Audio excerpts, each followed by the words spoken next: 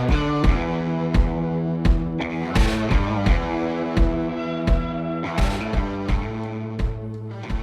apparently, she nicked his gooch with butthole trimmers. That's why he's not here.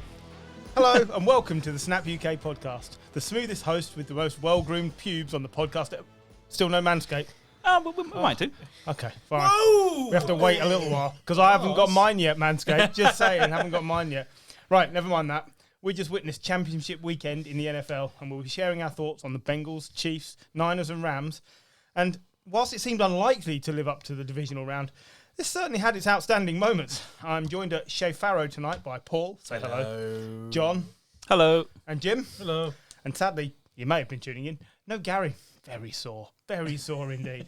Or he couldn't cope with the heartache of last night's result. I'm not really sure yet. Right, let's get to it. No time to mess around. The AFC Championship game at Arrowhead, where the Chiefs were hosting for a record fourth consecutive season, taking on the Bengals, and this one was great. See what I did there? Nice. Yeah. So, I was saying last week that the Chiefs could be a dynasty. No. No, sorry. It says a lot that they've got to four consecutive conference championship finals and they only have one Super Bowl. Mahomes is starting to look more and more like Aaron Rodgers. Like, just not getting it done right at the end. Oh, that's a terrible comparison. You reckon? What For about him, yeah. What about the Russell Wilson comparison? Yeah. Somewhere in there, I mean, and you just keep walking it back. Dan Marino never won, blah, blah, blah, blah, blah. But we keep convincing ourselves that the Chiefs must win because they have Pat Mahomes. We'll work through the game, but this went to overtime, and the Chiefs, the Bengals lost the coin toss, but the Chiefs won the coin toss by default. And everyone just assumed, including us, it's over. I don't think I did, because basically they botched a play at the end of the first half and never did anything right again. Yeah, it drained the confidence out of them. So apparently Mahomes convinced Andy Reid to let him go for one more attempt at the end zone with 5 seconds on the clock at the end of the first half. Well, I've got no problem with that. But he needs to know what the situation is. He needs to know there's no timeouts because at the end of that play, he tried to call a timeout. So he needs to know that. He also needs to know he's only got 5 seconds. So in his head, 1 second, 2 seconds, 3 seconds, nothing open, throw it away. He's got to throw the ball forwards. He threw the ball backwards. Yeah. Exactly. So I keep thinking he just imploded. Like from that moment onwards, and I agree with John, going into overtime, it wasn't like it was last week where it was Josh Allen and Pat Mahomes in the middle of the ring taking, kicking each. He was punch drunk. In fairness, I'd have rather seen that as an overtime. Yeah, absolutely. Oh god, yeah. Imploded was completely the right word. So his passer rating in the first half, 149.9. His passer rating in the second half was 0. Yeah. Wow, that's That's the same as mine in the second half. Yeah, but that's sub Peterman. That is the stat of literally walk on the pitch, spike. I have a higher passer rating. Yeah, it wasn't great. They certainly didn't perform in the second half. And no foreshadowing here, but I said, if only Pat Mahomes was as clutch as Jimmy G, they'd have been all right. We'll get to that. We'll get to that in a little while. But it's not all on Mahomes, is it? Because the play calling Andy was Reid bad. Watching the timeouts, which cost them. Yeah, in the first half. That was because the reason Mahomes didn't have a timeout to take was because Andy Reid simultaneously took a timeout and challenged a call. Well, he took the timeout because they couldn't figure out whether to challenge the call or not, which is a failure of the organisation because they've got to have people up in the booth who are But then they challenged it and lost. Yeah, no, they challenged it and won. Oh, did they? Yeah, they challenged it and won, but it still cost them a timeout. Yeah, so he got the time back for the challenge, but he'd lost the timeout. And we said there and then, championship game, those timeout, and again, we're going to talk about it when we talk about Mavet, but those timeouts are so important, even in the first half, Gary. It's been a couple of days for some bad reviews, hasn't it? Wow. Topical. Yeah, absolutely. It's very topical. This turned into the biggest comeback in an AFC Championship game because the previous biggest was a 9-point deficit and the Bengals were 10 points down at half-time. Lord. They were further down as well, weren't they? They were at half-time. Yeah. And really, if the Chiefs had actually managed to get their finger out, they should have been at least one more score down. Yeah. We were already saying if the Bengals don't buck their ideas up, this is going to be a whitewash. You don't even need to watch some of this game because it's just going to get walked all over. And the second half was like the teams just changed uniforms. That's actually what it looked like. They just went in the tunnel at half time. Went, you want to You want to wear orange? Yeah, fine, go for goal. Because in the second half, Burrow looked like Mahomes. He was like when Mahomes is at his best, when he's like he was doing some of it in the second half. Like he was evading tackles, and Chris Jones should have had him about 4 or 5 times. He just escaped. But then Burrow could then follow it with the pass, and Mahomes didn't. It was, I've not watched the game because I'm tight and I refuse to pay Sky Sports. But thanks, Paul. Analysis. But in terms of what I've seen of the highlights, it reminded me very much of Eli against the Patriots in that Super Bowl. It just seemed like God had another plan that evening. Yeah, it looked a bit that way. Burrow's basically becoming like Tom Brady at that age. It's just I'm calm and everything's going off around him. You assumed at some point Chris Jones was going to break through the god-awful O-line. How you two Farrow brothers are not playing on the Bengals O-line, I do not know. But you should be. But Jones never really made an impact. Did they sack him once, I think? One time, the Chiefs got sacked? He got him once. And sacked him one once. sack, yeah. And considering he got sacked 9 times last week, like the pass rush of the Chiefs it's not the best. It's not up there with the Titans, but it's not bad. They've got Melvin Ingram and they've got Chris Jones. So they're 2 good pass rushing players, and Frank Clark as well. In 2 weeks' time, when he's facing Donald, Floyd, and Miller. We'll get to that, but I mean that's certainly the biggest disparity between the two teams. The Bengals, by the way, one of 2 teams that have never lost a conference championship game. They are 3-0. Do you know who the other team is that have never lost a conference championship game? This other team is 5-0 in conference championship games. 5-0. Is it the New York Giants? It is the New York Giants. Well done. You're not shit at everything. Four Super Bowls and a loss to the Ravens. That's it. One of the things that the Bengals have been good for this year is being able to adapt to kind of what's happening in the game at half time. And we've always said that Sean McVay's always struggled at it. It seems like Zach Taylor and his staff do it really well because in that second half, their cornerbacks and their safeties completely shut down the Chiefs. There were times that Mahomes had 8, 6, 9, 7, 8 10 seconds in the pocket and just no one to throw to. And on the fumble play. So towards the end of the second half, about a minute and a half left, I think, on the clock. And there were voices on both the TV, Romo was saying it, and in our room where we were watching it, saying maybe you just let them score so you've got a minute to go down the field and try and score yourself. Mahomes dropped back 3 or 4 steps and had 8 seconds, I guess. Easily, and then all of a sudden, was it Hendrickson just appeared? But, it's going to happen eventually. You can't. Normally, it's one thing goes to the other, isn't it? It's normally the cornerbacks let the receiver go eventually, and a receiver like Tyreek Hill, you'd expect that to happen, or the offensive line let someone through because you can't hold a players like that for that long a time. Yeah, I mean, to keep Hill, Hardman, Kelsey so quiet. I mean, Pringle. Yeah, I mean. Oh no, I meant past the Pringles. Not none of. Let's see Pop's coverage though. Really? But I'll get my coat. It's your house. I'll still leave. Yeah, you're right, and that they did a brilliant job of adjusting, and that has been the Bengals' way this season. They have done that in a lot of games. But as well, what Patriots teams have done in the past. Their GM deserves some credit, Yeah. Because Trey Hendrickson coming in, BJ Hill came from the Giants. Yeah, he did. He's been brilliant since he's come from the Giants. I'm sure he had to visit that place as a kid. I don't know what you mean. I took your brother. It was very disappointing, if I'm honest. So Mahomes was rattled. He threw 2 interceptions. They were not good plays. This was not good Mahomes. This was.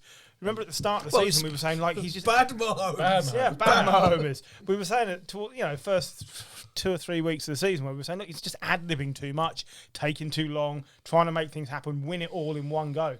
And that re-emerged. He suddenly thought, I need to be a hero, and he ended up throwing the ball to the opposition twice. To be fair, there could have been more interceptions as well. Yeah. There were a couple of really close calls that he got away with. Yeah, it just wasn't a good game. And I suppose the thing is, you can't expect... It was a good first half. It's just that second but it's the overall game that counts. And you cannot expect Mahomes to be perfect every week, which is what we've come to think we should see. But Andy Reid wasn't doing enough to help him. No. And the running game wasn't doing enough to help him.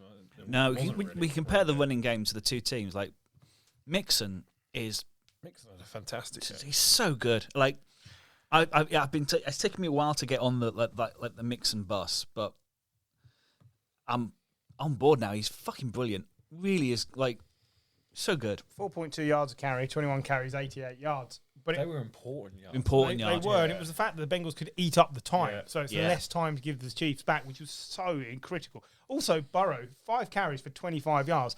But most of that came on one play when he just took off. And you were like, oh my God, please don't get hit. Please don't get hit. Oh, and perfect slide. He did say in one of the interviews afterwards, he's like, people don't rate my legs or like that, don't think of him as a running quarterback. He has got some pace. Like, he didn't look like a Tom Brady ambling up the field on that run. He looked like a Patrick Mahomes or Russell Wilson type quarterback. Yeah, I mean, I think we're sort of spoiled by like the PJ Walkers of the world. But yeah, your Lamars, your Josh Allens. I'm trying to think of the Jalen Hurts. But yeah, no, I mean, Burrow isn't an athlete like that, but when he gets going, he can still go. Yeah. We need to talk. Fearless McPherson, the kicker, who is 12 of 12 in the postseason.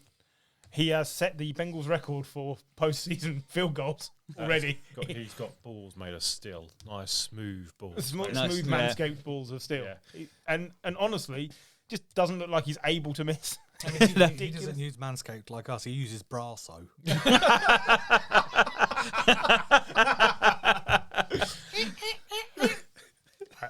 We never had that in my house. My mum used to spit and polish. It's probably not the same around there. Pay extra for that. Well, a BJ Hills. So, yeah, 12 of 12. Most 50-yard field goals in a season as well. Now, again, credit to the GM, because that's something. Drafted. Fifth round. Went after him. Yeah, and it's crazy to see what you can do with a drafted kicker who's not Roberto Aguero. Forgive the pun. It's ballsy. Pun forgiven. No, he's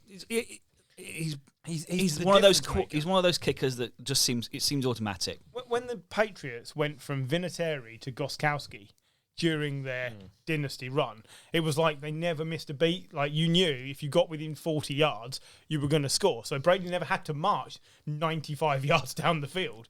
It was always, right, get within 40 yards and we'll just keep racking the points up, because they had 2 all-time great kickers. The Bengals have seemingly acquired a great quarterback and a great kicker at the same time, and look what that does for your offense. It means every drive is point scoring. I mean, the generational wideout who was is kind of a nice touch as well. He was relatively quiet, but what was good is that T. Higgins stepped up. Yeah, as he has done second half of the season. And they needed him as well, because the tight end Uzoma is going to be out for the Super Bowl, isn't he? And he is he? No, apparently not. I was reading this on the before I came over, but before I left, I was thinking, how am I going to word this about CJ Uzomah, who's a massive part of their game at tight end? And I looked to assuming it was MCL and he's out. But it's a sprain, and because it's 2 weeks in Super Bowl, there's a chance he'll play. That's what they're saying. Now, what's his name? Drew Sample. Sample. Yeah. I mean, it sounds like something a nurse has to do for you. Yeah. She just drew Sample. That sounds horrendous, But Paul Scott. It's I mean, have you had that done, Paul? Why is there not a team that has the tight end partnership of Sample and Sprinkle? But yeah, so if he's fit, that gives them another weapon back. Because I honestly thought when he went out that was a massive problem for them. What they did do when he did go out is they started using Samaje Perine and Joe Mixon more in the passing game. Yeah. Like, Perine had that touchdown where he just ran like a tight end. Paul would just like to laugh at Perine. I know. We've just been talking about Sample. Give me a chance. What do you expect? Anyway, Perine's run for that touchdown was amazing. Brilliant, on a screen, absolutely. Was it 34 yards? It was 41. 41 yards, wow. But that's confidence, isn't it? And the Bengals have confidence. I mean, and rightly so. no one would have given. If you'd have said the Bengals or any other team, like, no one would have said, "Yeah, I'll take the Bengals to get to the Super Bowl." No one. It just wasn't going to happen. Don't forget they were picking in the top 4 of the drafts the last 2 years. Yeah, they were terrible. I was listening to the Around the NFL podcast earlier today. I think they said they midway through the season, about 50 NFL folks were like, "Who's going to be in the Super Bowl? Who's going to be in the playoffs?" It was just actually, who's going to be in the playoffs? Nobody picked the Bengals. Oh yeah, out of 30 people. Yeah. And you can't blame them because we know what the Bengals were, and even though they might have just won 3 or 4 games, we knew what the Bengals were. Yeah. And they've completely turned it around. I mean, we were chatting earlier, weren't we, that a few of us had Zach Taylor to be fired midway through the season. Yeah, no. Super Bowl coach I don't know how much of this is on Zach Taylor. Well, I think he says stuff and Burrow just goes, and then does what he likes. I get that There's because got to be a level though. in the last 2 games he's had a issue with his communications, and yesterday he couldn't have heard anything. Like the Chiefs crowd were stadiums. Yeah, Intense. So, but it does favour an ad-libber who, and that's seems to be Burrow, but Taylor still has to create the staff, to help them, and Burrow, although he's helping the defence by not giving them shitty starting positions, the defence, he's got second half, made the switch. He's got to create that environment that creates a winning team. Yeah. He's got them foster that, hasn't he? I know maybe he doesn't have as much influence over the offense as maybe McVay or Shanahan does, but the guys in the Super Bowl, yeah, there's a lot to be said for that. They were talking on the same podcast you mentioned, I think, about where is Zach Taylor in the AFC North head coach rankings? Because you've got Mike Tomlin, who's probably number 1. yeah. John Harbaug's not far. John Harbaugh Right. is brilliant. Then you might have Zach Taylor, and then Stefanski. So he's not even the best in his division, and yet he's riding the back of a brilliant quarterback, and that's all it comes down to. We've just watched. Well, we were saying this over the weekend. The AFC is now incredibly strong with young quarterbacks.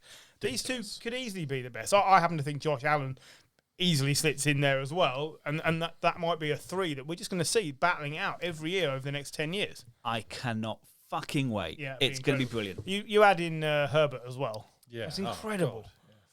I don't know about Baker. I think he could probably go. Patrick Mahomes has tied Kurt Schwarmer and Joe Montana and Falco. Remember them? Rock Me Amadeus. Joe Falco for the most passing touchdowns in a single postseason since 1950 with 11. So it's not like Mahomes isn't doing enough. It's just the second half, it was an aberration. I think it was a perfect storm. And, Mahomes is the bloke under centre, but Andy Reid, the defence, because they weren't great. It would just look like everything conspired in that second half just to make them lose that ball game. And I'm not going to hear. I've not heard it all season. All season that Mahomes is regressing to the mean or he's even a bad quarterback. He's just incredible. Bad half. But he's just had a bad half, and it's on the Chiefs as well as him. We shouldn't just put it on Mahomes. So am I blaming the tactical walrus? We can put it on the tactical walrus. We can put it on on the enemy as well. It just went to pot in the second half. Yeah, it did. And it also went to pot in overtime. So, as we said, the Bengals lost the overtime toss. McPherson kicks into the end zone for a touchback. And then Mahomes, pass incomplete, interception. Total of 14 seconds off the clock. Would you have put Brandon Leonard in for the toss? Well, it's funny you should say that, but he did increase his hand size by 3/8 of an inch with special massages, apparently, before the combine back in 2016. Is that where, like, when you go to Bodyworks around the corner here? It's exactly the same. This is all because Kenny Pickett apparently is trying to increase his hand span with special massages, which these guys have decided he can do by himself. Kenny Pickett? Yes, he can. Thank you. I mean, it's almost like we've been doing this too long. God, I want him to get drafted. I feel like that's going to come up a few more times. He's going to have his own theme song. I can see it now in the mock draft. Paul is taking Kenny Pickett. Yeah. With his first pick, no matter who he has. He's on the Jags bench. Yeah. No. But actually, Goodbye, Lawrence. It is worth Lawrence away for a bag of beans and Kenny Pickett. When do we we have to sort of judge the Bengals as well on next year as well, because you have to remember the Jags got to the championship game based on a outstanding half of the team, which was their defense and a functional offense. I think it's fair to call Bortles functional, but it was that season. I think this Burrow team is exciting. This but Bengals team would kill that Jags Oh team. God, yeah. They're so much better than that Jags team. I don't know, because I think Saxonville against that line. Against that offensive line. Yeah. The defense of the Jags might be considerably better. The offense for the Bengals is incredibly better than that. Oh yeah, I know, but we can get excited about the Bengals, and let's ride the crest of the wave. Let's see how they do in the Super Bowl. They're the people I will want to win because underdog story. Yeah, I mean the first Super Bowl I watched all the way through without falling asleep, and last year I got massively pissed for. The highlights was Steelers Cardinals with Kurt Schwarmer. Yep. And 2005, 2008, 2009. Okay. And Bruce Springsteen was the whole. Bruce Springsteen. I watched it mainly for because I stayed up for Bruce Springsteen, and but I was pissed, and that was a team that no one expected to get to the Super Bowl, and I'd hope that the Bengals can go one step further than them and actually win it. But let's not get too excited about them. I'm still questioning the coach. Yeah, they're riding the crest of a wave. Who knows what. But there's a reason why we talk about quarterbacks more than anyone else. Oh yeah. Because that's the key thing, and there is no one, not one person, except Gary, who thought that Blake Bortles was capable of doing that 2 years running. No one else, not anyone that watches the NFL, just Gary. Because he was clearly just getting lucky. So garbage time Bortles. And also, they didn't make it to the Super Bowl. I know, I'm That's saying a really good point, because I think no matter what happens, they'll be judged differently to that Jackson. I see the point you're making. I'm just saying I don't think it's an even fair comparison. The only thing for me is, like Jim was saying, and like we've discussed between us, I don't know what to make of Zach Taylor. I can't believe he's done this. I don't know how much of it is him.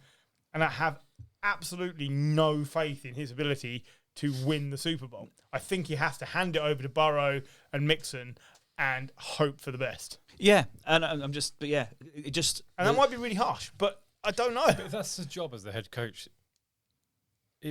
That's if he's like, right, I'm going to delegate the offense to you guys.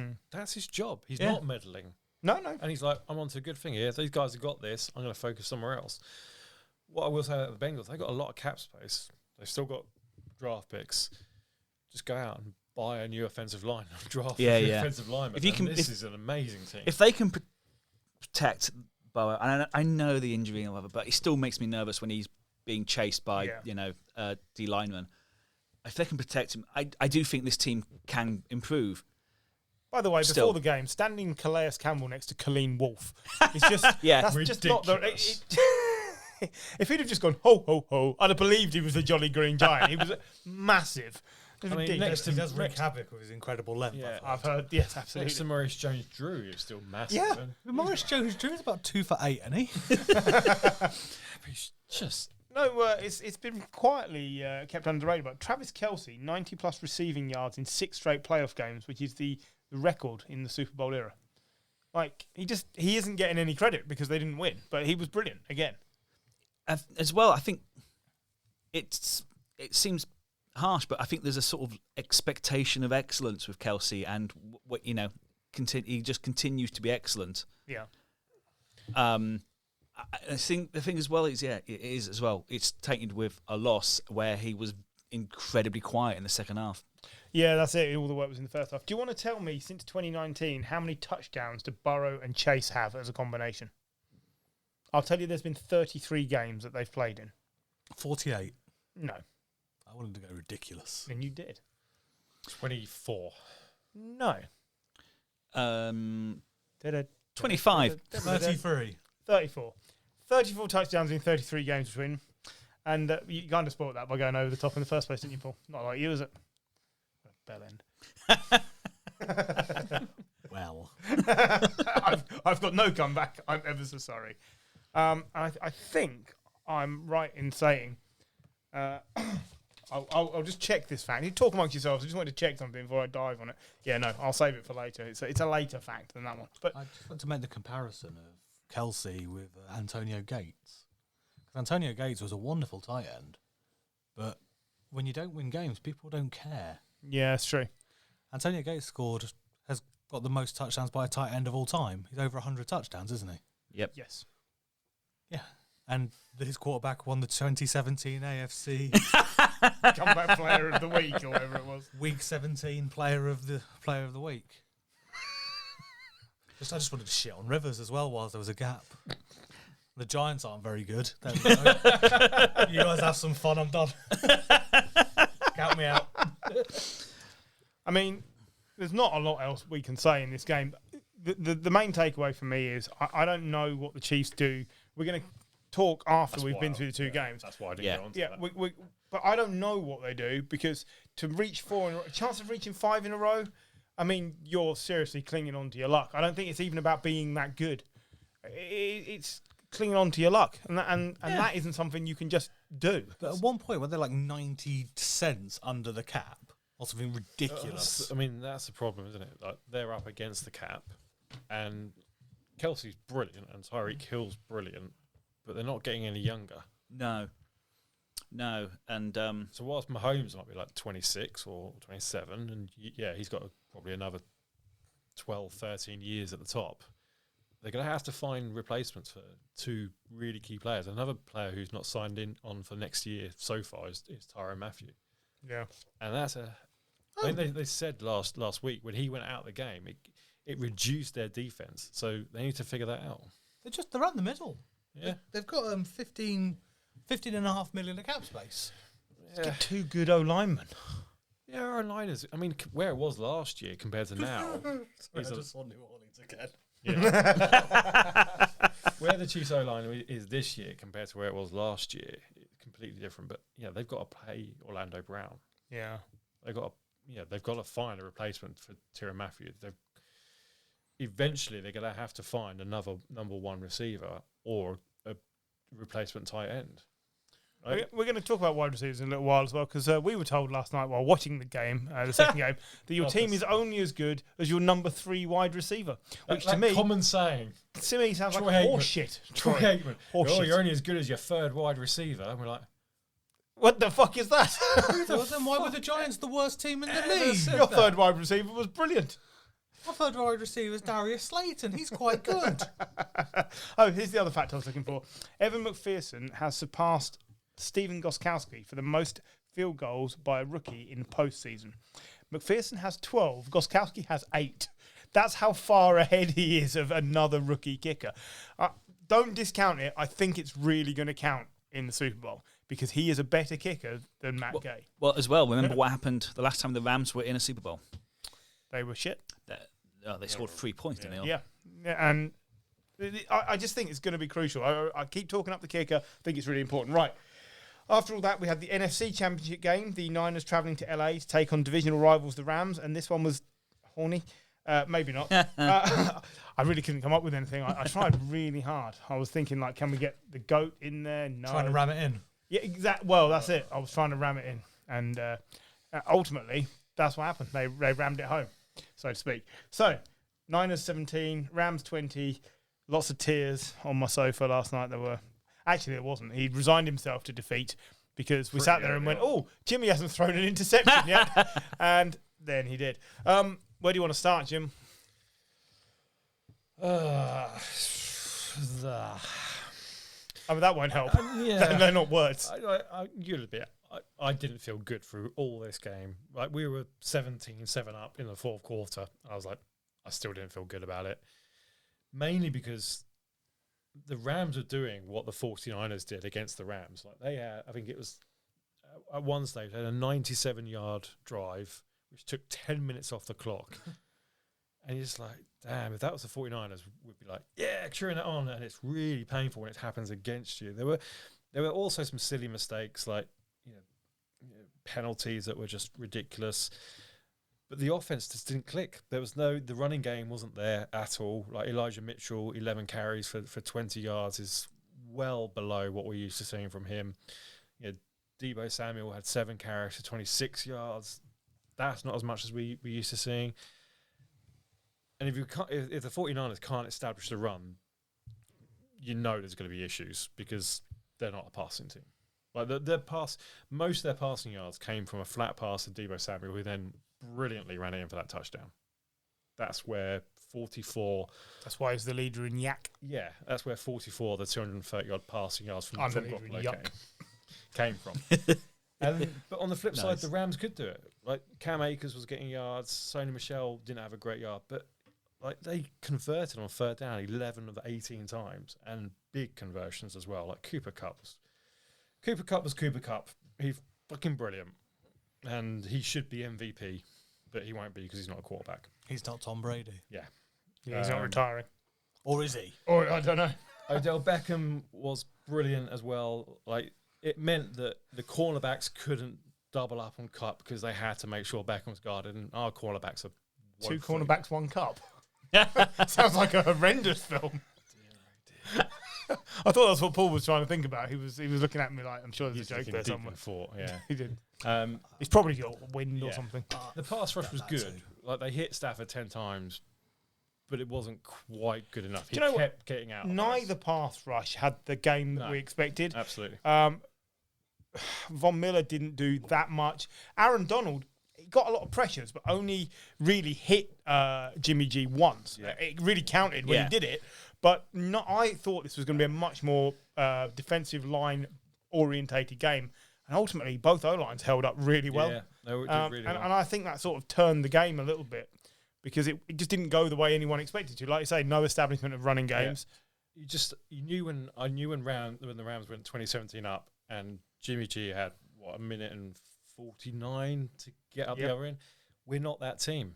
Like the 49ers aren't that team who can go up the field in 2 minutes. Can I sort of stop you there and ask, are you blaming Jimmy G or are you blaming Jakaris Tart for being a tart? Because I could have caught that ball. John could have caught that ball. Paul, it might have bounced off his tits. I could catch balls. Yep. And I did say at the time my mum could have caught that. She would. She absolutely would have caught that. So if you didn't see it, Stafford lobbed the ball up. It was a terrible pass. For a 40 or 50 yard. Really he just threw it out there across the middle of the field, and it hit right in the middle of his chest, and he just didn't gather it. Bounced off. I saw a tweet from Adrian Amos, the Green Bay safety. He said sometimes when those balls are up in the air for so long and you've got so much time to think about it, you overthink it. Yeah, and it's true. Like when I go and play cricket, and like you're standing behind the stumps, you're the fella with the gloves. The ball goes way up in the air, and you're like, well, it's mine, but this is going to be embarrassing when it hits me in the face. What I will say, fair play. He came out afterwards and tweeted like that was on me. He probably feels terrible. Like he should. He should. Killed the Niners. Yeah, you'd have won the game. Probably, you'd have won the game. Yeah, that would have iced the game for you. You'd have done it. Anyway, it would have given the Super Bowl that nobody asked for. Well, there is that, but. And that's after Jimmy Ward had an interception. He's 3 interceptions this season, all on Matt Stafford. But what it did instead is it left Jimmy G with a minute on whatever on the clock. I don't think you can blame Tart just for that. I mean, it was a horrible mistake. But no, but if you're gonna pick on a player, and all I've seen today is Jimmy G's not good enough. Blah, blah. No, Jimmy G got you back to a title game. Like he's been to the Super Bowl once already. This isn't his fault, and I will not have it. I don't believe it's his fault. It was a stupid idea to try and throw the ball away, but equally, he was about to be sacked for a loss of 10 yards, which was going to make it 4th and 25. Yeah. So what did you have to lose? No, I've got no problem with that. My problem, I think, every 49er fan has with Jimmy Garoppolo is he's not going to win you a game. He's not the guy you want. He's not Joe Burrow. No, he's not the guy you want with 2 minutes left to go 80 yards down the field. No. And even 60, though he did do it the other week, 60 yards, yeah. Just saying. Well, he can do it, but no one has confidence that he will do it. No, I agree. Basically, like we've said, if you give him time to think, there's a problem. Yeah. If you just let him react and play, it's actually quite good. Yeah. But I think on that, he suddenly was in the clutch of Aaron Donald and he thought, oh, what do? I'll try and pass it. And he sort of underhand tossed it to McKinnon, I think. Yeah, Jermichael Hastings. It just bounced off his hands and straight in for the interception. I don't know. I think Jimmy G's had, considering the pressure he's been under this season. He's had horrible press. Yeah. Undeniably that. And he's not as bad as what everyone makes out. He's a Twitter scapegoat. Yeah. That's what he is. And actually, I'm with Griff. There are a dozen teams in the NFL that would be better with Jimmy G. Yeah. He's had it since the Super Bowl season. And, like, people still have the Super Bowl loss on him rather than an aging secondary, which has not been added to.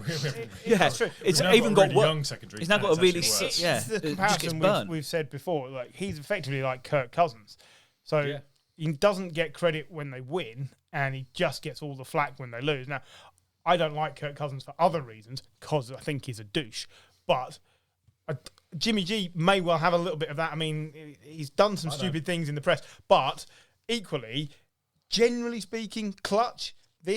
Okay, it didn't work out, but if Tart takes the interception, you're halfway down the field. You probably go ahead and win because your team has then built around him to be better. He doesn't carry the team like we were saying. Like Burrow carries a team, Mahomes can carry a team, Allen carries a team. But come on now, the guy's been playing under unbelievable pressure, knowing he's being replaced. Yeah, and I just don't know what else you could have got out of him. I will not have it that this was on him. I just think it's very short-sighted fans that think this is anything to do with Jimmy G. I mean, but it's easy to blame the quarterback. In the last game, we said, it's on Mahomes. He absolutely imploded in the second half, which he did. Yeah. It's because they're so visible. They're such an important part of the team.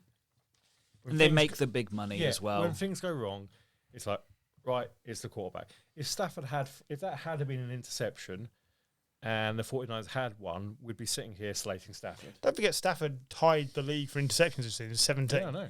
And he's thrown one in the postseason now. But I was saying to you last night, interceptions get a bad rap. They are bad, but we put so much focus on them as the leading stat as to why a quarterback is bad. What we always forget is to throw that many interceptions, you've probably got to throw a heck of a lot of touchdowns as well because you're throwing the ball, and you've probably got a good arm. Well, so that leaves us. Risks. There's only two wide receivers have ever had 1,900 yards or more receiving in the last 25 years, and they've both had Matt Stafford as their quarterback because it's Cooper Kupp and Calvin Johnson. What I will say, I said this to you again. Yes, I really like the Rams as a team. Some of their players I really like. I like Matt Stafford as a quarterback. I love Cooper Kupp. I love Von Miller. I love Aaron Donald. They're incredible talents. I loved Odell Beckham. I think it's brilliant that he's come back and proved that he is... First 100-yard receiving game since... 2019? Week 6, 2019. 33-game drought without 100-yard receiving game. Turned up massive. I always wanted him to come back to what he is, and he's certainly got there, and I'm really happy about that. The one thing I really don't like about the Rams is McVay. I don't like... as well, I don't like how they treated San Diego. And it still rankles with me that, so I can't support the... That's the Chargers. Oh, fucking... Come on, John. Come on, John. St. Louis. St. Louis, sorry. It's fucking LA. But St. Louis, because I still say St. Louis should have a team. They're a proper sports town, and the Rams have shafted them. That's fair. And so I can't support them in any which way, even though a Cooper Kupp, I agree with Jim, should be MVP. It's always fun to watch Donald, Miller smash quarterbacks. It's fun.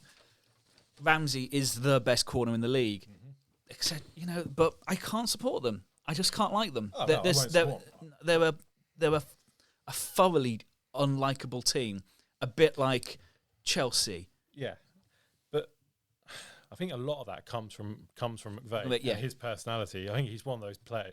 He's brash. Yeah, you either love him or you hate him. A lot like Mourinho, actually. It's a good comparison. And McVay almost cost them this with some really bad calls in terms of like timeouts, but also challenges, which just shouldn't been challenges. Yeah. No, he made some poor decisions. Both his challenges, and it went to break, and we were watching it on Game Pass. It was a little bit delayed, and I was on Twitter. And it's like he's challenged that, and we're like, that's just got to be Twitter bullshit, because there's no. We could all see how far one of the balls was from the line. Yeah, he challenged the spot of the ball, and they'd already been given a ridiculously generous spot, like a foot further forward than the player actually got. It was crazy. Paul's looking at me quizzically. He wants to be asked the question so he can find out the answer. Cooper Kupp has joined 2 other Rams players as the only players in the team's history with 2 receiving touchdowns in a playoff game since 1950. Can you name the other 2? Isaac Bruce? No, that's what Paul started with. I started with Torrey Holt, Isaac Bruce, Marshall Faulk. I ever went to Ricky Proehl. No, if you'd have got these 2, I'd have taken you to BJ Hill. That's what I'd have done.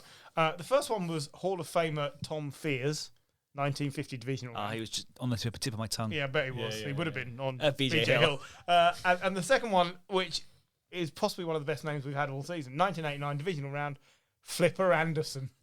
Flipper Anderson has the most receiving yards ever scored in a game. Well, there you go. But you didn't know he had these 2 touchdowns, did you? Now I do. Yeah. Well, there you go. So, Paul just wanted me to ask that because he'd seen the question and he wanted to know the answer. I thought I knew the answer. Turns out you didn't. I really like the Rams in the early 2000s. They were a good team. Yeah. And this Rams team is good. It is, and like I said, we're going to preview the Super Bowl next week. But on paper, this Rams team is a better overall team. They've gone in as 4-point favourites already. Yeah. And I think that's a bit harsh. I am telling you now, there is not one neutral watching this game who wants the Rams to win. No. Not one. Not a one. Because it's at like SoFi Chelsea. as well, isn't it? Yeah. Although they are the away team. I mean, because they have no fans. But they're officially the away team for this game, so they have to use the away team dressing room. Oh, really? Yeah. Oh, because it's isn't that the second year in a row? It's but of course Vegas next year, so that will end. I don't know. Yeah. There's a I know. Yeah, it's over. Oh god, yeah, they're GM and head coach. We'll get into that, but no, I can't. I mean, you got to love the underdog. So but God, I just find the Rams cold to follow. Do you think it's the way that they've built their team? It is, because they've gone. They have a set. They want a very quiet April, don't they?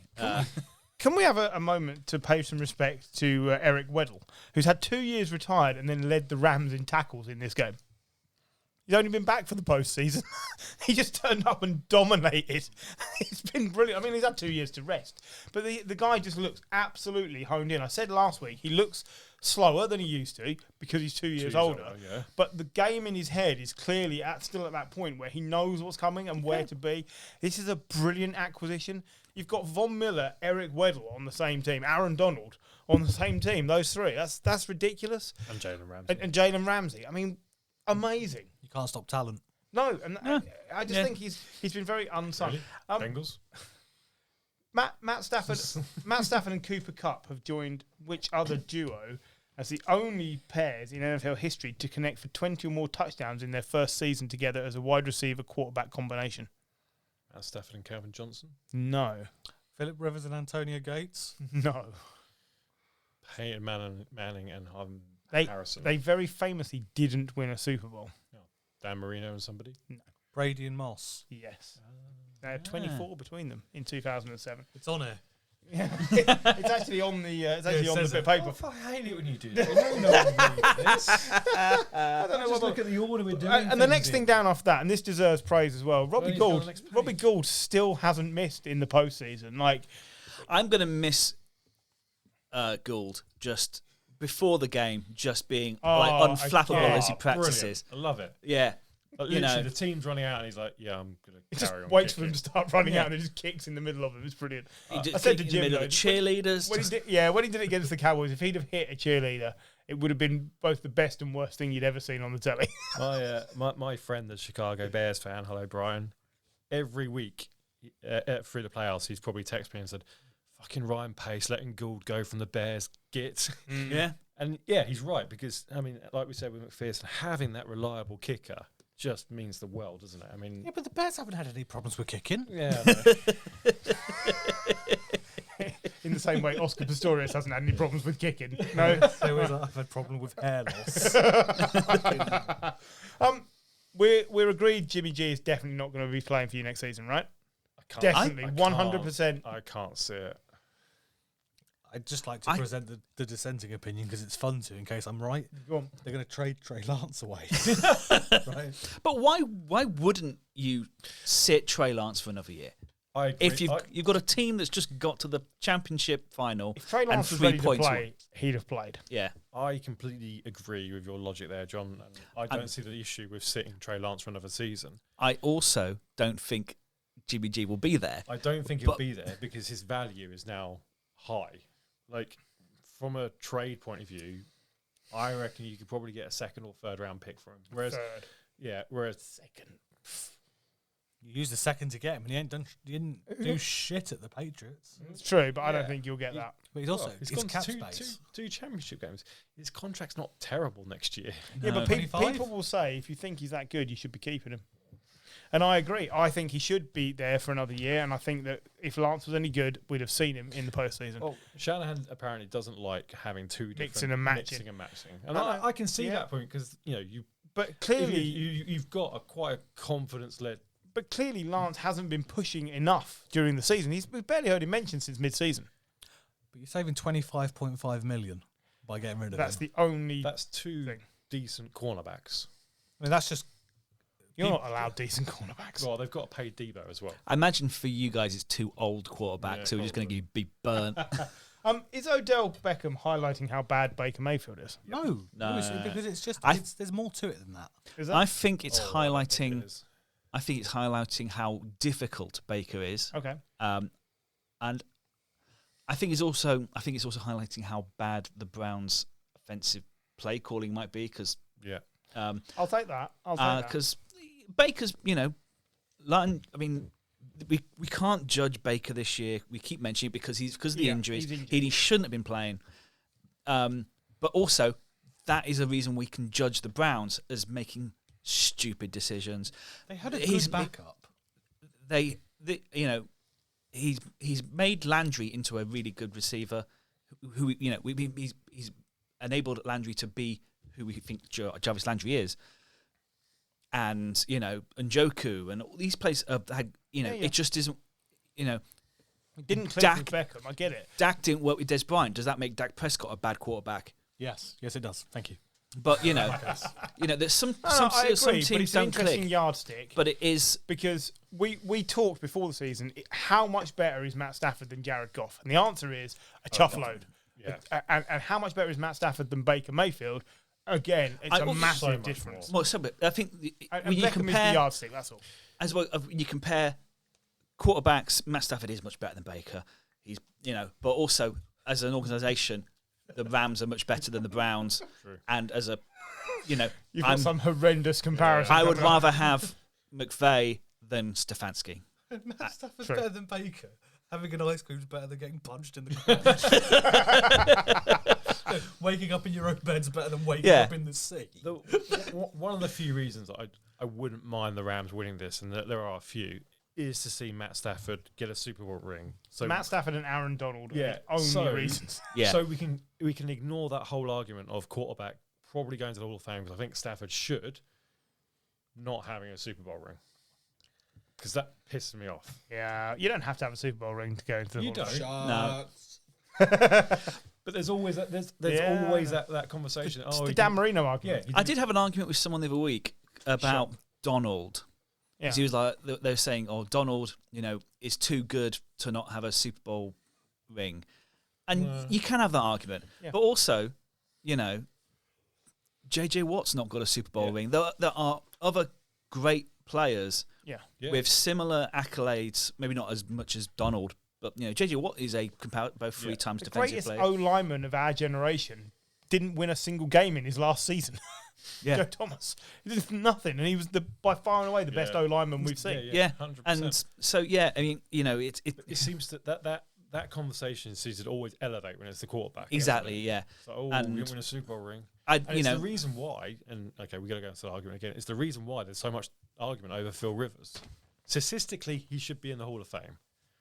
But there's going to be those arguments. We've had it several times. Doesn't help when you're drafted in the same class as two people who've got 4 between them. Yeah, absolutely. He was way better than JP Lossman. I will always bring that up. He was. Well, I'm sure we'll get into that over the next few weeks. But there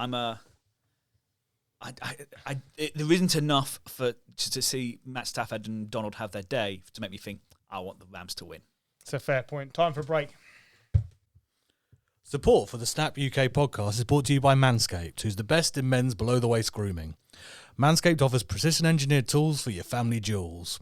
Manscaped recently launched the Ultimate Men Hygiene Bundle, the Performance Package. Join over 4 million men worldwide who trust Manscaped with this exclusive offer for you. 20% off and free worldwide shipping with the code THESNAP at manscaped.com. Now, if my math's correct, that's 8 million balls. Now, in the past, when I've tried to shave my package, I've ended up looking redder than Andy Reid after a challenge flag. And the Performance Package 4.0 by Manscaped's arrived, and man, it's a game changer. So inside that package, you'll find the Lawnmower 4.0 trimmer, the Weed Whacker ear and nose hair trimmer, the Crop Preserver ball deodorant, the Crop Reviver toner, the Performance boxer briefs, and a travel bag to hold your goodies. Get 20% off and free shipping with the code THESNAP at manscaped.com. That's 20% off with free shipping at manscaped.com using code THESNAP. Unlock your confidence and always use the right tools for the job with Manscaped. Okay, guys, welcome back. We have something to discuss. I need to know, in a post-coital fashion, how do the Niners and Chiefs recover and go again? You mean I roll over and fall asleep? Which is a bit like what the Chiefs did in the second half. Yeah. I'm just a bit of a wet mess now.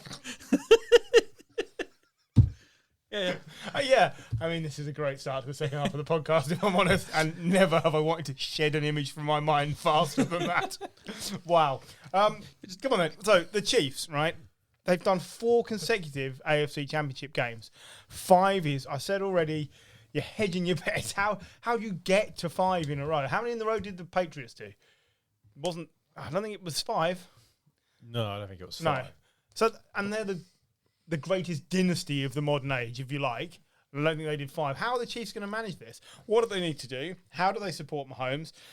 How do you give Andy Reid the backup and the support he needs to not make these time constraint mistakes?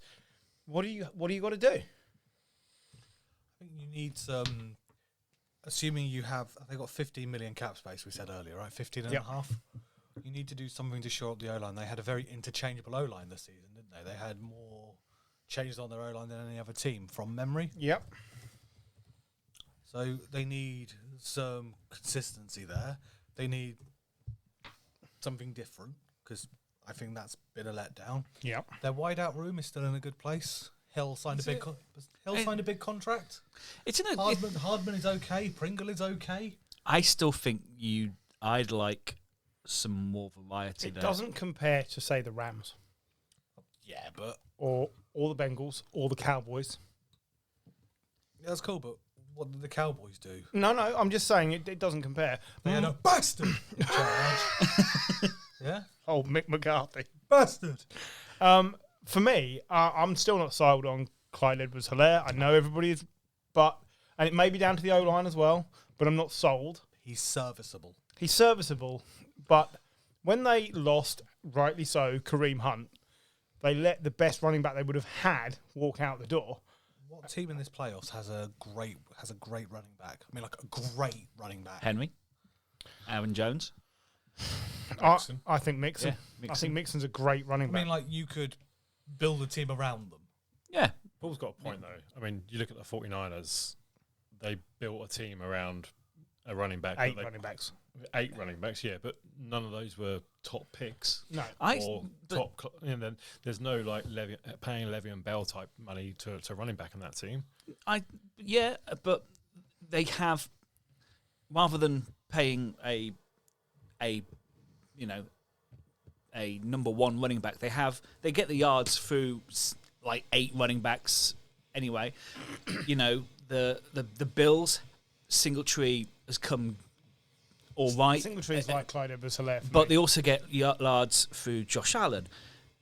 Mixon is a number one running back, but actually as well, Samaje Perine is a decent backup. They have those teams have alternatives. If Edwards-Helaire isn't working, and some games he just doesn't work, they have nothing. I mean, Mahomes isn't going to be the guy to get you 40 yards, and McKinnon has come in at the end, but McKinnon isn't a long-term choice. I think they need to create some variety in their running game. I think the nice thing about Hunt as well, he was a catching back. McKinnon could be that if they want to use him. Yeah, they need to mix it up there. They need to mix it up. The thing that nobody's mentioned so far is the pass rush. Yeah. Like, you've got Chris Jones and... Then you're out of ideas, aren't you? Frank Clark Clark's been overpaid. Frank Clark's been pap the second half They've of the had season. Melvin Ingram for the end of the season. His contract's now up. Yeah, and I think that between that and the running back area, I think they're the two biggest things they need to address, because that will just give you balance on both sides of the ball. It's not like Mahomes is getting crushed like Burrow, or we've seen Derek Carr in the past with the O-line, so I wouldn't start there. But I just think that in order to get back, they've got to look to advance in the areas where outsiders can see there are problems. Well, they didn't get any pass rush, and they couldn't rely on the running game to take the pressure off Mahomes when he wasn't playing well. They could also do with another cornerback. At the beginning of the season, they were leaking passing. Sorensen, they sort of stopped him playing and then moved him back. Like I said earlier, Tyrann Mathieu's contract's up this year. Mike Hughes, another cornerback who's been okay at best, but his contract's up this year. You'd never like to make an impact in the NFL if you're called Mike Hughes. But they tried. They brought in Damon Arnett, who has talent but is a prick. Fucking hell. I mean, it's not even unfair. No. It doesn't even need to be followed by allegedly. It's just true. Yeah.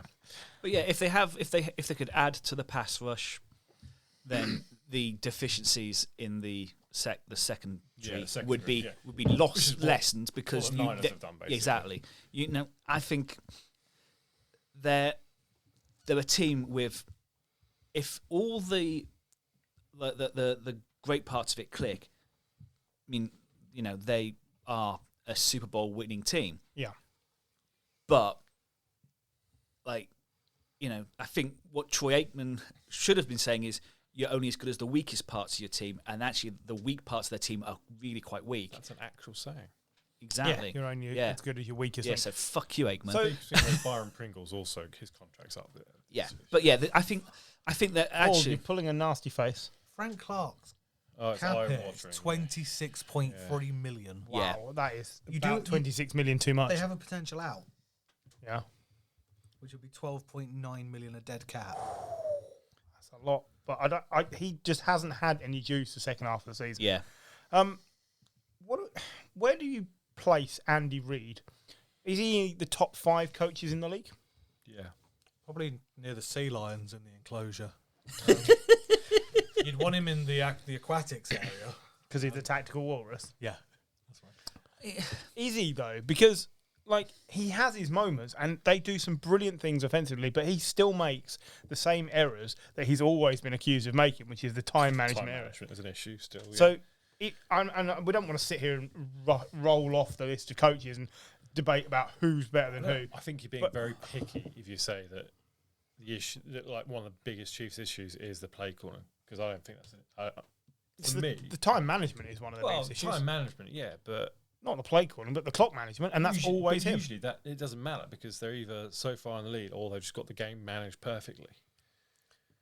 He's improved teams. He improved the Eagles and kept them good, and he kept them solid and challenging for years. I agreed. He's kept the Chiefs challenging for years. But if they'd have won 2 or 3 Super Bowls, he'd now be the best coach in the league, because the league is no longer a defensive league where Belichick is the best. It's an offensive league where Belichick isn't.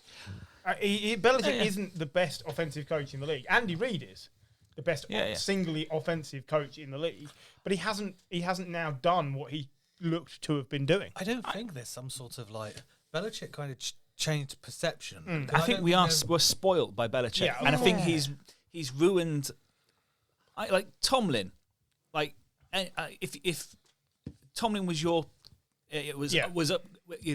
was available, everyone would want Tomlin.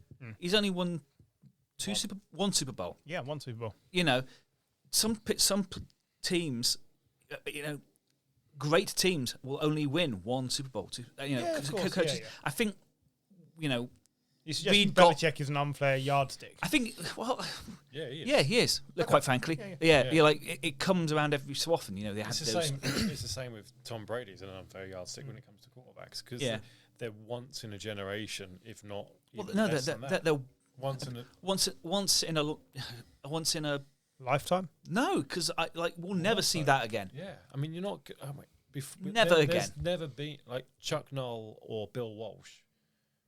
They didn't win as many Super Bowls as Belichick. No, okay, I understand the defense. Literally one in a million. Those type of odds. But Bill Cowell was the coach of the Steelers for 15 years and won one. The Steelers only had 3 coaches and they've all won Super Bowls. But Andy Reid is he has his foibles. It's as you say the clock management. But he's taken this Chiefs team to 4 championships. The issue isn't Andy Reid. I think the play calling in one half when it mattered, I think was not great. But I think he's gotten through actually a really quite average year. In terms of how they've played, and they got to the championship game. They were absolutely dynamite against the Bills. Who I think if the Bills would have won, if the Bills would have won the coin toss last week, I think the Bills are in the Super Bowl because they don't think they make the same mistakes that the Chiefs have made. But Andy Reid still a top 5 coach to me. You look at the perception of coaches and how quickly that can roller coaster. Who was the AP NFL Coach of the Year in 2018? Matt Nagy. Yes. Yeah. Who's now unemployed. Who was the AP NFL Coach of the Year in 2016? Doug Pederson? Bruce Arians? Don't know. Jason Garrett. Oh! Okay, fair enough. Who's now been sacked as that, got another job and been sacked out of it. Yeah. You look at... He didn't do the fucking quarterback sneak, though, did he? That was Kitchens. 9-yard line. That was Kitchens, wasn't it? Fire, you get out of the Kitchens. It's perception of, and this is where even Andy Reid spoiled us in some way because he's been consistently great for years. I think you're moving into kind of you're not going to see coaches in a job for 20 years anymore. Do you think the Eagles regret letting him go? Because I know he was on a downward spiral at that point. I know they have won a Super Bowl since, but if they hadn't won the Super Bowl, the answer is yes, but they have, and that's all they care about. And that's fair. That's fair. And do you know what? Sometimes change is as good as the rest. Yeah, and things do get tired, and a bit like this podcast. is what you're saying. Looking for a new host, apparently. No, God no. I don't want to go back to it. So. Okay, all right. So fair play. What we're saying is small things to build on, but the Chiefs are in good shape. Don't interfere too much. Pass rush and cornerback would be okay. Defense. Get better on defense, and that'll make it easier on offense. Give Spagnuolo the tools he needs from the start of the season. They are in a very good position in terms of cap space compared to some other teams. Yeah. They've got a good head coach and they've got coordinators that aren't going anywhere. They've got consistency. For some reason. Yeah, and there's a lot of take we're Giants fans. I am in a giant glass house. I am throwing any stones. No, fair enough. Well, let's look at somebody who might want to throw some stones. 49ers. What do the 49ers need to do to get back to this place next year and then go the one step beyond? Cornerbacks. You just make people slightly wary to throw against you. Would help, wouldn't it? It would, yeah, massively. There's no fear of our. What's the Niners cap space issue? They've got $5 million at the moment. Going into next year. Okay, that's not great. No, and they've got... Currently, you can afford John at cornerback. Yeah, I mean, to be fair... £5 million, I'd do anything for him. Josh Norman's a free agent. He's not coming back. K1 Williams is a free agent. He's probably not going to come back. Is Josh Norman one of the worst free agent pickups in the last 5 years? No, he's quite... he quietly had a good statistical season. Like, he forced a lot of fumbles. I think he's second in terms of forced fumbles. Was it because people were too busy laughing at the fact Josh Maybe, Norman's still had a when you're starting to cornerbacks are basically rookies when Emmanuel Mosley was out. Emmanuel Mosley's our best cornerback. Yeah. He probably wouldn't get into the New England team because they always produce good cornerbacks. Yeah. Like, this is one of the benefits of trading away Jimmy Garoppolo, is it does free up a lot of cap space, and you can spend that somewhere else on a couple of good cornerbacks. J.C. Jackson, Stephon Gilmore, Casey Hayward, Steven Nelson, Dante Jackson, all going into free agency. Yeah, but a couple of those are Patriots cornerbacks, and they never work outside of New always England. a big risk, isn't it? It's better than unknown name. And of course, they're probably going to end up in Vegas, aren't they? Because probably. To be fair, Ambry Thomas, the cornerback, started off really badly. It's his rookie year, but he came along. He got better. He did get better. And it's a really tough position. Yeah. Especially, See, this is what I think. I think Niners fans have got to be prepared for a season like the Patriots have just had, where you're basically looking at your still rookie quarterback, if you like, because he's not played, and thinking, if we just make the playoffs, that's a great sign of progress. Because if even whatever you think of Jimmy G, you're letting a veteran presence go who has at times been clutch enough to win games that they need to win, and you cannot assume Trey Lance will do the same, not to start with. So you must be looking at next season and judging it completely differently if Jimmy goes, and looking at it and thinking, right, if we finish behind the Rams in the division again and we are second and we get into the playoffs, that counts as a successful season. That'd be a massive success. Okay, that's fine, as long as the realistic approach is there. I think you're absolutely. Because it's got to be backwards. You've got, there has. I fully expect to take a step back next year if Trey Lance is a starting quarterback. Because, like you say, he's a rookie. He's had 1.5 games, I think. Yeah. He's coming into one of the most very complicated offensive play scheme. I think eventually he could be brilliant. Could be. Mahomes sat for a year. He's brilliant. I think Aaron Rodgers sat for 3 years. He's brilliant. I think the ceiling on Lance 2 years. is quite high. And I think giving Shanahan a quarterback who can also run with that running game already, and he can launch it. Like, he's got a huge arm. Conversely, Jordan Love sat for a couple of years and he was not good. Well, that's a different story. I'm just saying. It's fair point. I like the fact that he sits, and I wouldn't have a problem if he sits next year. But it must be a step back if he starts. It just your initial perception. But I also think that Shanahan needs to be allowed to get on with it. Yeah. Because if you let him draft a guy, he needs 2 or 3 years before you can make a decision on whether it's worked. Absolutely. Do you know? I mean, it's what part of the reason. I sent that article. Part of the article from Peter King's column, not Stephen King. That's a completely different topic. This is different column altogether. Getting late. Is that we judge, and the whole point of that is we, as a whole society now, we judge quarterbacks far too quickly. Yeah. That article was based around what's happening with Daniel Jones, right? Yeah. Now, we judge him on the fact that the Giants as an organisation haven't been successful, but he isn't actually responsible for the organisation. The point before that bit is actually more along the lines of, you look at quarterbacks who've had the same play calling, same offensive system around them for their first few years, and they're successful. You look at quarterbacks like Daniel Jones, like Alex Smith, like Baker Mayfield, who consistently have changes at on the offensive play scheme, and they're going to be fucked. Yeah, because they're starting brand new every single year. Yeah, I see that absolutely.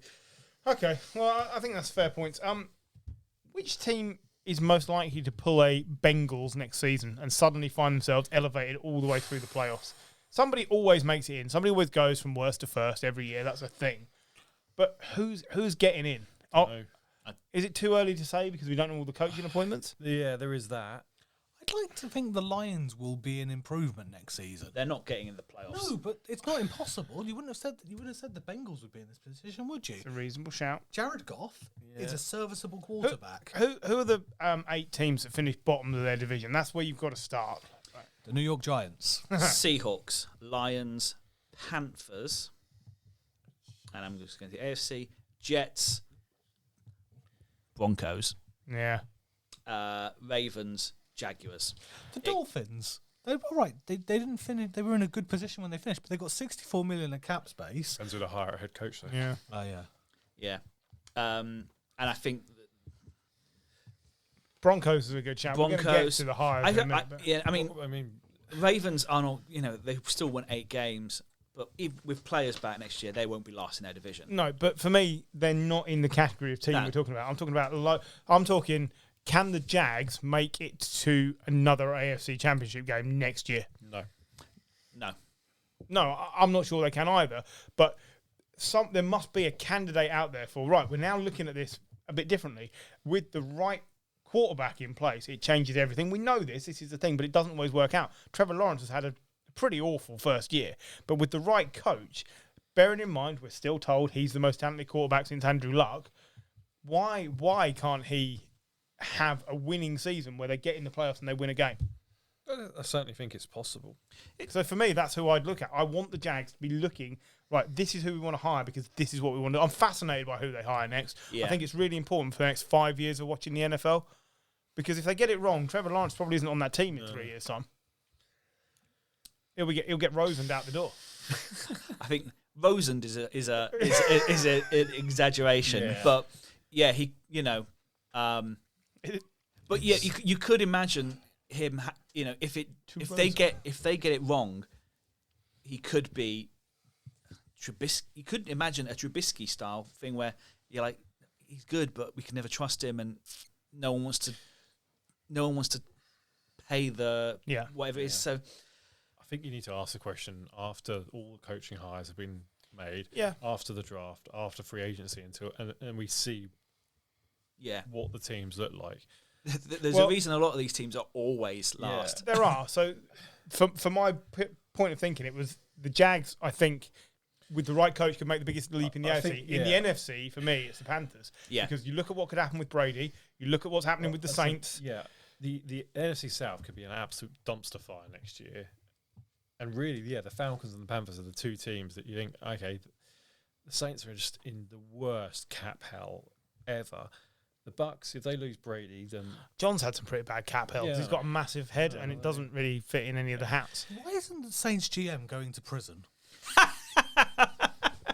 Fraud, surely, to sign that many contracts. It's really bad. It's not great. I mean, I've got nothing. I can't defend it. How does that happen? But do you know what it means? That the Falcons could be really relevant in the NFC South next year because they got a quarterback. If you're listening, Andy, I'm sorry, but no. If Ridley comes back as well, like if they could add to the defense. Even if they send Ridley away for a second round and they get a good second round wide receiver, and Kyle Pitts has got another year. We always say tight ends aren't as good in the first year as they are the second. They improved the defense slightly. There's no and they were competitive in a lot of games this year. Yeah. No, Atlanta are nearly $6 million under cap. Sorry, 6 million over. How? Sorry, the Giants are 10 the and a half. The Giants makes me laugh. Well, Joe Shane's come out and said that they've got to have a proper clearance sale. Yeah.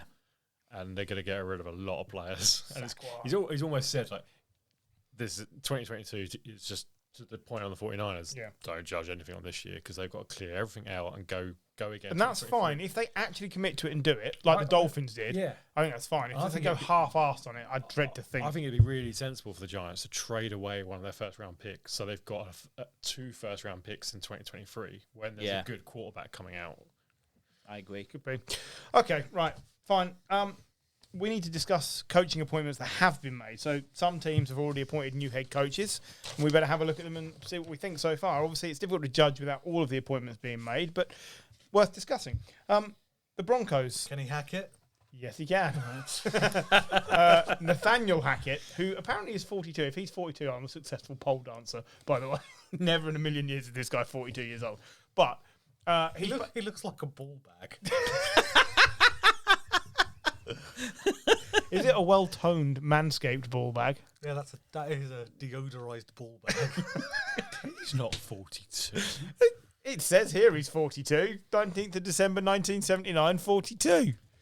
There's no way in hell. He listened to level 42 that morning. Right? So God, he is. This guy has been calling plays, let's say, with Aaron Rodgers. What do you want to do, Aaron? Yeah, let's do that then. So the only reason for me to see that the Broncos have signed Nathaniel Hackett is because they think he can bring Aaron Rodgers. Yep. All those in favour say aye. No, I. That's going to be such an awkward conversation if you don't go there. Ooh. You said Nathaniel. These guys in Britain have called you a deodorised ball bag. To be fair, it's not up to him, is it? Like it's up to the Packers, it's up to the Broncos. I think it's up to Aaron Rodgers. Well, I see it like just one of those interviews, like, we need the candidate to speak French. Yeah, I speak French. But seriously, though, for the Broncos, I don't get it. If it's not for the Aaron Rodgers thing, they haven't got a quarterback, and they're bringing in a guy whose only proof of being any good, he's working with one of the best quarterbacks we've ever seen. No, to be fair, he was the offensive coordinator when Jacksonville got to the AFC Championship. He made Blake Bortles look good. Okay, yeah, that's a fair point. And they didn't win it. That's why he looks fucking old. Yeah. He doesn't say much, but when he does, he tells the truth. To be fair, if I coached Blake Bortles for a season, I'd look like a deodorised ball bag. Okay, so is he bringing in Blake Bortles? Because Blake Bortles was there, wasn't he? Was he not the third choice Broncos quarterback this season at times? I think he was. I'm going to say he did go to Green Bay for a while though. Yeah, well, yeah. I'm fairly sure he was on the Broncos at one point this season as well. I mean, they've signed every other quarterback in the world. The running theme of these appointments is going to be people I'm not sure deserve to be head coaches. But we went through this last season. I didn't think Nick Sirianni did and look what he did. But then I also didn't think Urban Meyer did and look what he did. So I've found half of these are going to be wrong. I've found that this came to me this morning. Whilst I've been on this podcast, I like to be quite positive about new coaching hires and think, given the benefit of the doubt, and you tend to be quite negative. Me? Yeah. That's me in life. I know. You see my life, it's a fucking shambles. So somewhere in the middle we're right. Yeah, great. Well, if you can just follow me around and point me in the right direction on things. Again, given the benefit of the doubt, I don't think there's been any star candidate head coach this year. There's no head coach candidate that's been like Harbaugh from Michigan and Brian Flores, but even we'll get them, to that. Lukewarm. Like they've not been hired yet, and they've hardly had any interviews. All right. Well, the Giants' social media. Obviously, as a Giants fan, I follow the social media. It's been very funny because obviously we announce everybody we interview. Yeah. And you look at the comments underneath. Brian Flores would have been a very unpopular hire in New York. The more that comes out about him in terms of how the organisation in Miami and how people didn't like him, I think you got away with one there because based on that, I'd be like, well, head coach, to what we're saying about Zach Taylor, he's got to get everyone organised. He's got to get people working with him both below and above. And if you can't do that, what's the point of having someone like that as a head coach? True. Brian, if I go, I'm going to come back to who we have in the running order, but Brian Dabble, Mr. DeBall. The bald bearded man. You want to talk about the Giants? That's fine. So the Giants have appointed Brian DeBall, the offensive coordinator from the Bills, and I have not seen a bad bit of information about that man. I love that hire. I think that's so far that's the best hire. Do you like him because you look like him? He has 5 Super Bowls in his coaching career. He does. He's been successful in college. He's been successful pretty much everywhere he's gone. Bills' offense has been a top 5 unit for the last 2 years. Yeah, I'm excited. I also, we have a year of hurt ahead of us. Yes, you absolutely do. What we need is your patience. time of hurt is going on longer than my divorce, right? Oh, This is lots of years of hurt. But this needs to be purposeful hurt. Like we can't be like extracting a splinter, like what you pay for. Yeah. We have to cut off the gangrenous leg. It's funny what Jim said, right? But obviously, I'm going to be the negative voice. But you've just appointed McAdoo, first-time head coach, terrible. Sherman, not a first-time head coach, but not an experienced head coach, and terrible. I don't get it. Why haven't you gone and found an experienced head coach? Who's the experienced head coach? Harbaugh. Marvin, what's his name? Marvin Lewis. Who never won Jim Caldwell. Never won a playoff game. Got into lots of playoffs, though. 5 consecutive playoffs he got into. Great. The Giants would kill for 5 consecutive playoff runs. I like where this is going with this hire. This feels like we're actually trying to build to something. What else does Brian Dable have to do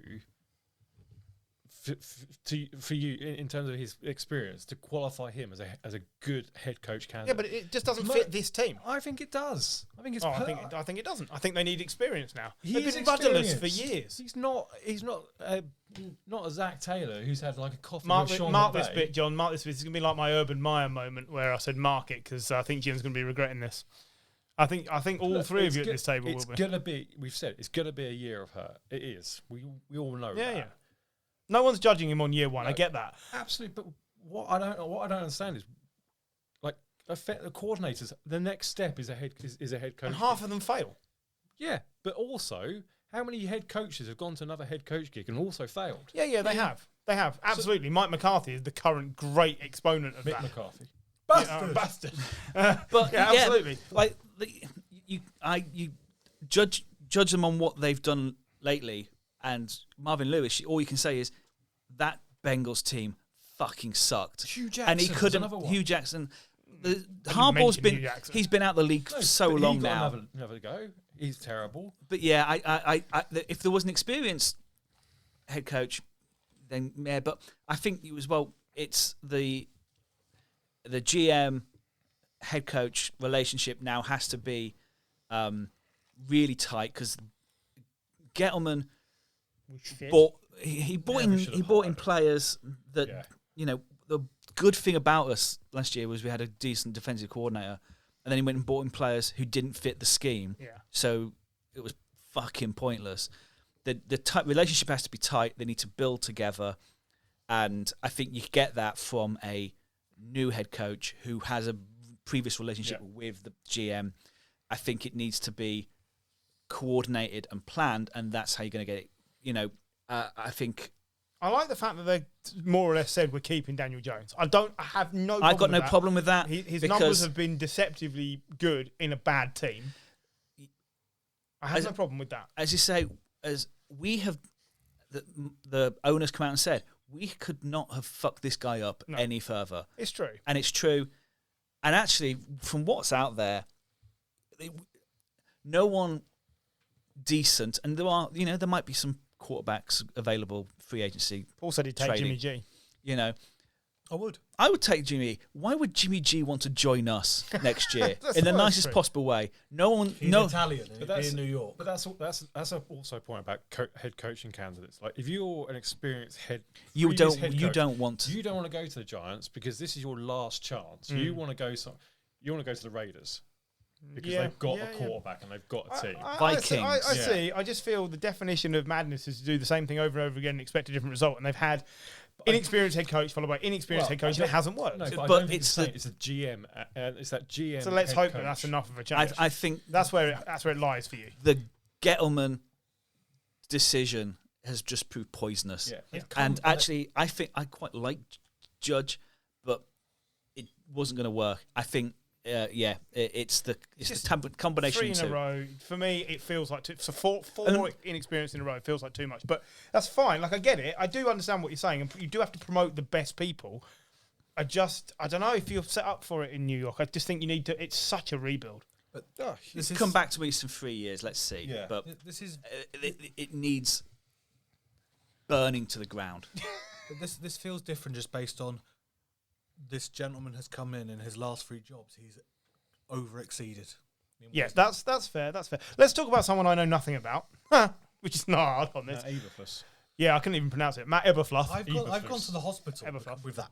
Yeah, what, Matt Eberfluss? Yeah. He's on Sesame Street. Yeah, you can get cream for it. That's what I know. I've got an Eberfluss. He's 51 years old. I don't care.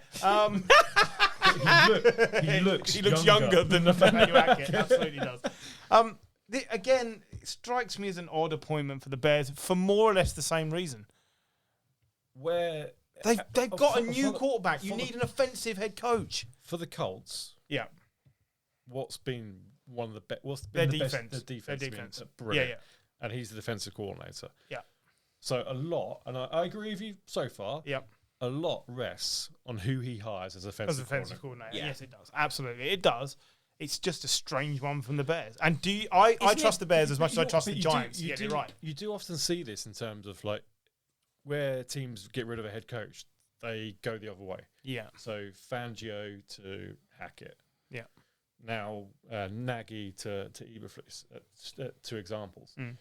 And, again, I think he's reached his limit at the Colts, so it's natural that he's going to take that next step up.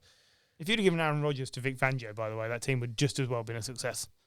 Oh, yeah, potentially. I don't. That's what I mean. That's my point. Vic Fangio's a good head coach. I felt in the end Fangio was probably a little bit hard done by. Yeah, very. Because he had a good season. And I like the fact that when he left, he went, well, didn't give me a quarterback, and left. Yeah. And you're like, well, fair enough. Yeah, true. It is what's very the name Bears, of the new though, GM isn't at it? the Bears? Ryan something else. Pace. No, he's gone. Sorry. It's a different Ryan. Yeah. They've hired another Matt and another Ryan. Coles. And again, it's the same as the Giants. It's got to work from GM up. Yeah. And I think these two franchises are in a similar place where it's either going to be a slow bloom, which is fine, or 3 years from now, they're rebuilding again. Yeah. I mean, when have Chicago been a winning team? 1985. But it's based, when Chicago were good, Rex Grossman got to it's the Super based Bowl. on defense and, a agricultural, offense. And yeah, that's fair. If that's what they go through, it depends on what they do offensively. I worry for Justin Fields. I don't know if this is the right thing, and I think he has as much talent as any of the other youngsters that have been drafted recently, and I'm not sure it's going to be on display. But this is the year he turns into Josh Freeman. It could be. The Raiders, this is an interesting one. So, personally, I'm gutted.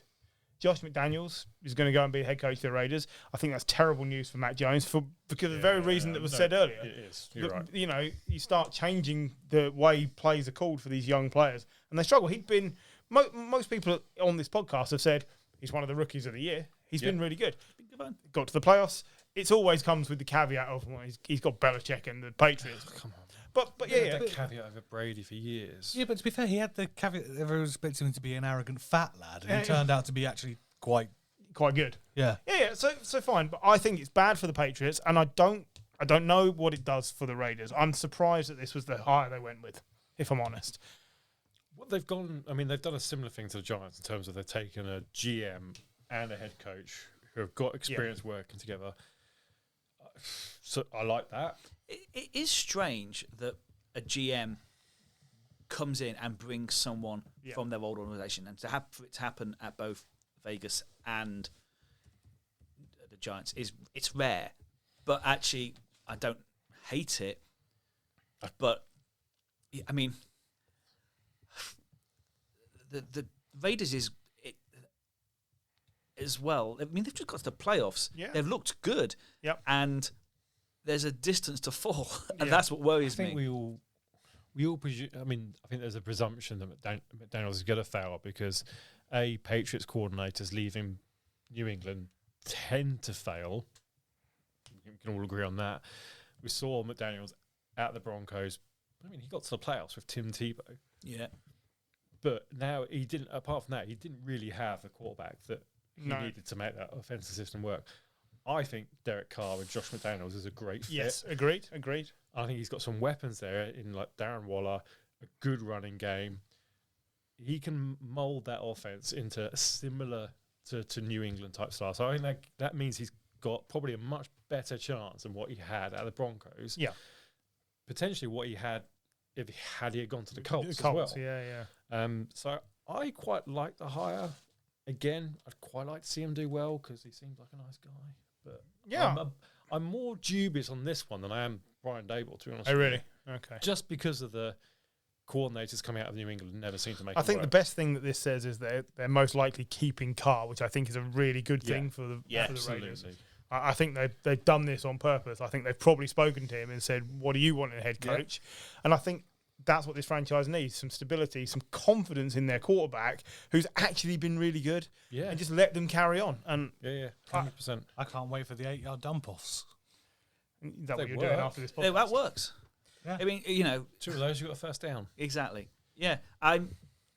If Gruden had many a fault, but one of the main ones keeping the Raiders back was the fact that Carr didn't have the confidence of if they You often said that. You didn't mind the racism, but the fact that he was holding car back was a real thing for you, wasn't it? I said... no, honestly... No, he was okay with the misogyny. Oh, sorry. Holding back car. Absolutely, yeah, fair enough. Right, quickly then. Harbaugh, is he coming in? Is he not coming in? It's like a hokey-cokey here. What's he doing? I haven't got a clue No anymore. idea. I think he's going to end up at the Dolphins. I think he is as well, actually.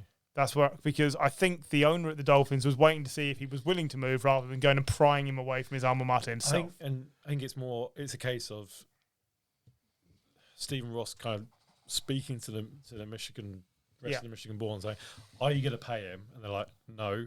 Right. Well, I will hire him then. Yeah, I think that's fair. I'm going to poach him from Michigan. He didn't want to go and steal them. Yeah. But is he going to go? Yes. Right. Well, I'm going to have him then. Yeah, and I think that's fair. And I think he could do good things with Tua. I do. I really do. If that's the case, then yeah. Great. And Brian Flores seems to be getting a few second interviews, but it's not good. It's not good reports about Brian Flores. Which means he's going to end up at the Texans. Difficult character. Which means he's going to end up at the Texans. Yeah. Anyone got any more thoughts on Brian Flores? No. Apparently, he's not a nice person. No. So I've heard. This is harsh, but I've just gone googling Jim Harbaugh. The Vikings apparently are one of the front runners. They're the other team that really want him. So there's a bunch of teams, 4 teams that haven't got a coach yet. It's the Jags, the Vikings, the Texans, and the Dolphins. And now this week, Sean Payton has said he's standing down from the Saints, or as I've put here, he's quit like a bitch. Because he's seen the salary cap figures. He's seen he's got no quarterback. And he's seen what life's like without Drew Brees. And also he's about to have a film made of his life. It's been released. And he's probably hiding with embarrassment. Can we watch that on Super Bowl? Yeah, we must do. I think we have I'd be gutted if someone went, "Hey, we're going to make a film of your life." Oh, great! Who's playing me? Kevin James. Paul Blart. Fucking hell! Paul Blart Mall Cop is playing you. I quit. But yeah, I mean, so there's 5 jobs open. Make exactly the same point. There's 5 jobs open, and my very first thought was, "Oh, this Saints job would be all right." And then, as I was rightly shouted down, it's a terrible job. They've got no money. They've got no quarterback. There's not a lot of direction here. And the bar is set very high because Payton's been so successful. So whoever takes this on has got to be successful fairly quickly. I mean, the Saints were a dumpster fire before Payton got there. Yeah. I think, again, they could very quickly move into dumpster fire. They're interviewing Dennis Allen. Yeah, and I don't mind that. Which is great, but then if you don't give him the job, you've pissed off your defensive coordinator who you're going to need to massively rely on. So they've not only... They've just... thrown a petrol can into the dumpster fire, potentially. Yeah, given where they are with everything around the cap, any head coach going in there has got to say, I want a long-term contract, and there has to be some real heavy penalties if you're going to sack me after 2 years. If Dennis Allen wants the job, I think they should give him the job because he knows the ins and outs of the organisation already. Give him 5, 6, 7 years on a contract and let him build. The best thing about that organisation now is the defence. Yeah. You know, the only thing I could think about bringing Flores is you also have a defensive-minded coach who could, if they could now keep the defensive coordinator and himself. What did Dennis Allen do with the Raiders? Did he go 8-8 as the Raiders coach? Did he get them to playoffs or something? I don't think he got to the playoffs. I think they went 8-8, and then the following season, I think they started like 2-6, and he got sacked. But I've got a feeling he did okay in his first season with the Raiders. 4-12. And then 4-12. And then 0-4. I was wrong. Strong. So I was well off. But yeah, turns out that was not what I thought. No. Who was I thinking of that did all right with their... it was the other fella. There's always a permanent coordinator. Jack Del Rio. Jack Del Rio, that's the fella. He did all right. He did better. That blows my point out of the water. But I still think Dennis Allen knows the situation. He's done well with the defense. Give him the job if he wants it. I think if he wants it, give it him because no one else in their right mind would want that. Okay. Can I start actually still on the Sean Payton film? Yeah. That was written by the guy that is doing his daughter. When you say doing, you mean her makeup, or no. If I had a question, Sean Payton must really fucking hate that guy. He's taking his daughter to BJ Hill. Yeah. Imagine if you go into your house, him schlepping your daughter, then putting Kevin James in a film. Kevin James is going to play you.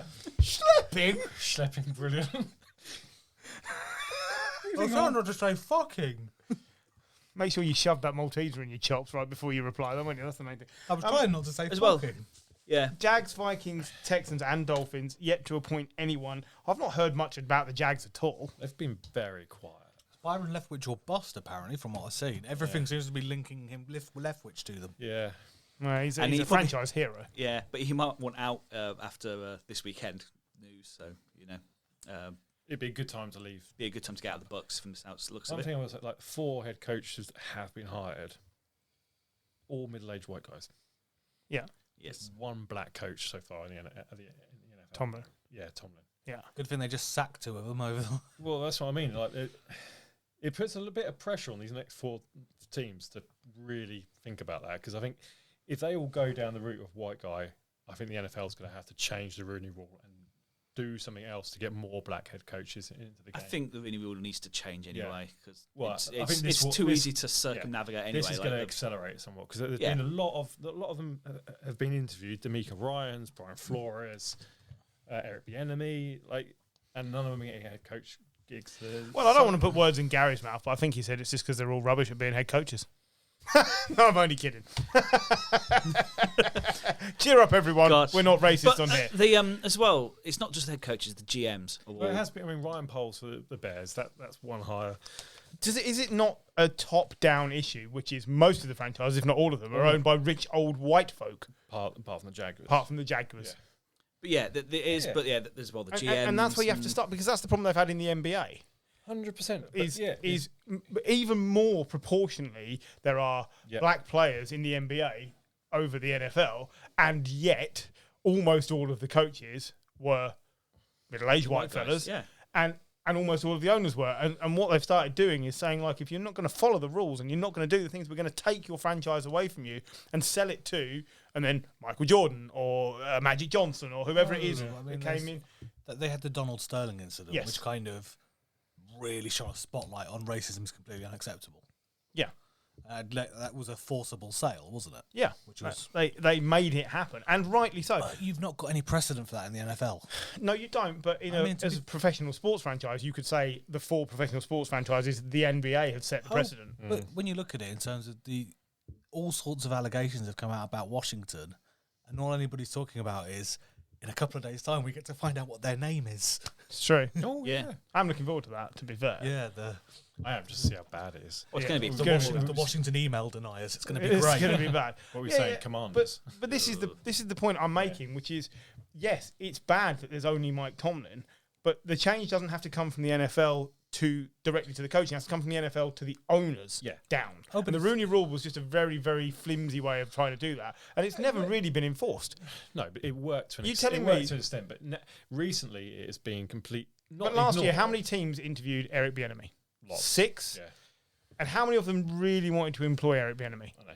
None. Yeah, I mean, Right. but I mean, the classic example is when the Raiders hired John Gruden. They They didn't want anyone else, No. and they blatantly didn't interview anyone else, and they didn't get. Well, there was that punished. fellow that worked in the car park. Yeah, He was given a very quick, brief interview. absolutely. Box ticked, done. And it's not right. I don't understand how in the modern world this is a thing. Yeah. I was really shocked the other day when I saw it's only Tomlin. I've not even thought about it. And you're like, there's a problem here. There is. But it starts with ownership.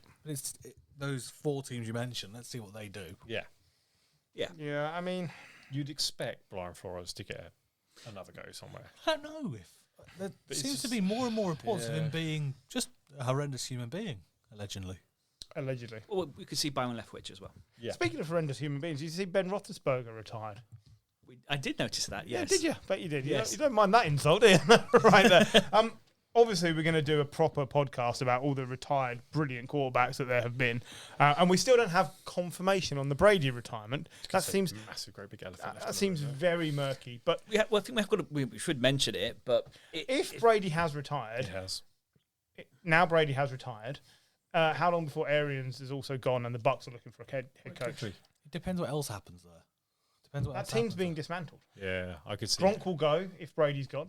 Yeah, good. But Godwin's gone. you've still got Bray, you've still got Howard, you've got an okay tight end room. All right, you ain't got Gronk, but you've got also, decent tight ends. probably might lose Chris Godwin this year. Why would Arians hang around to be not as good as they've been for the last 2 years? He'd already retired once. Yeah, he'll be gone. Arians will be gone. I think he will be gone. Yeah, I think he'll be gone. Absolutely. And as for the Steelers, we've been saying it for 2 years. What is the succession plan? It appears to be Mason Rudolph. I don't believe that. I don't think it is either. I think they'll go and draft someone. But no, I think they could. Can he pick it? Yes, he can. Yeah, it could be him. I think they could be in play for Garoppolo. As a bridge quarterback for a year, yeah, absolutely. Maybe two. But it's a very similar setup to what the 49ers have. Good defense, good running game. All right, we'll just put him in so he doesn't turn the ball over. Wow. Yeah, try not to turn the ball over. Too often. Yeah, I think it's a very good landing spot for Jimmy G, actually. It would keep him in a reasonable chance of winning. It would mean there's not a big drop-off. In fact, he would be an improvement over... He would be an improvement. They were one game off the playoffs with Doc Hodges and Mason Rudolph.